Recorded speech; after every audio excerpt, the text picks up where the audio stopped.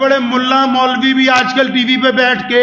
ایک دوسرے کی اویسی صاحب کو جہاں تک جانتا ہوں 100% ان سے ڈس ایگری کرتا ہوں، ان کے پولیٹکس سے، پولیٹیکل اپروچ سے بھی ڈس ایگری کرتا ہوں، کیونکہ ان کی پولیٹیکل اپروچ اس پولیٹیکل اپروچ کو سپورٹ کرتی ہے جو بڑے بڑے ملا مولوی بھی آج کل ٹی وی پہ بیٹھ کے ایک دوسرے کی مخالفت کرتے ہیں بس اس لیے کہ یہ سمجھیں کہ ہم آگے رہیں وہ پیچھے ہو جائے۔ وہ قوم جس نے پانی ایک زخمی کو پلانے کے لیے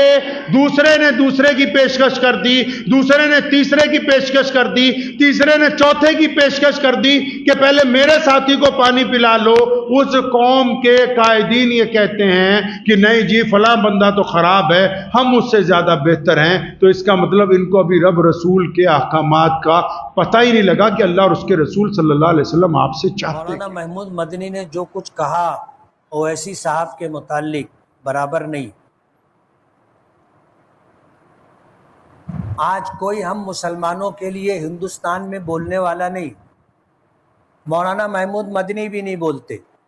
جیسا اویسی صاحب بولتے ہیں۔ بی جے پی کی آنے کی ساری ذمہ داری اویسی صاحب پر ہے، یہ تو بالکل بکواس ہے، یہ تو بالکل لغو بات ہے۔ اس کے پیچھے آر ایس ایس کی 100 سال کی محنت ہے، اور اس کے پیچھے سو کالڈ سیکولر پارٹیز کا جو رویہ رہا ہے وہ ہے۔ اویسی صاحب کی وجہ سے بی جے پی آئی، یہ تو کوئی بالکل ہی بے خبر